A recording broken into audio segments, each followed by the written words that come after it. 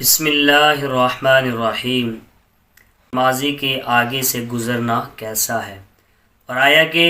کتنے فاصلے سے نمازی کے آگے سے گزرا جا سکتا ہے۔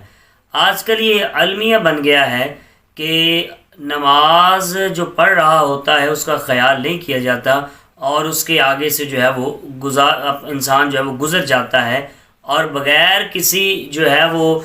گناہ کے پرواہ کی کہ مجھے اس پر گناہ ملے گا یا اس پر سزا ملے گی یا اس کا کیا مجھے جو ہے وہ اس کے صلے میں ملے گا، تو اس کا کوئی جو ہے وہ سوچ و بچار نہیں ہوتا، اور اس وقت وہ گزر جاتا ہے۔ اور دوسری بات یہ ہے کہ انسان کو جب کوئی انسان نماز پڑھ لیتا ہے تو اس کو بڑی جلدی ہوتی ہے گھر جانے کی۔ وہ یہ نہیں دیکھتا کہ نماز کون پڑھ رہا ہے پیچھے میرے یا نہیں پڑھ رہا۔ سلام پھیرا، اور سلام پھیرنے کے بعد اس نے تو کئی دعا مانگتے ہیں اور کئی نہیں مانگتے، اور فوراً جب اٹھ کر چلے جاتے ہیں۔ تو بہرحال اگر نمازی کے آگے سے گزرنے والے کو یہ پتہ چل جائے کہ نمازی کے آگے سے گزرنا کتنا بڑا جرم ہے، کتنا بڑا گناہ ہے، تو پھر جو گزرنے والا ہے وہ بعض راویوں نے لکھا کہ 40 دن، بعض نے لکھا 40 مہینے، اور بعض نے لکھا 40 سال، اور ایک روایت میں 40 سال کے علاوہ ابن ماجہ میں 100 سال کا بھی ذکر ہے۔ تو وہ اتنی دیر تک وہیں پر کھڑا رہے اسی سزا کے اندر کہ میں نمازی کے آگے سے کو گزرا ہوں۔ فرمایا ایک اور طبرانی کے اندر حضرت ابن عمر رضی اللہ تعالیٰ عنہ سے مرفوع روایت ہے کہ جو جان بوجھ کر نمازی کے آگے سے گزرتا ہے وہ قیامت کے دن تمنا کرے گا کہ کاش میں درخت ہوتا،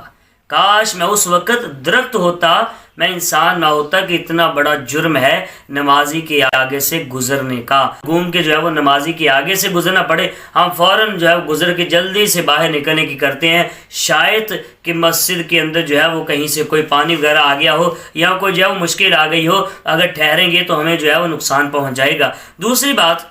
اگر یہاں پر یہ مسئلہ بیان کیا جائے کہ نمازی کے آگے سے کب گزرا جا سکتا ہے، تو اس وقت گزرا جا سکتا ہے کہ جب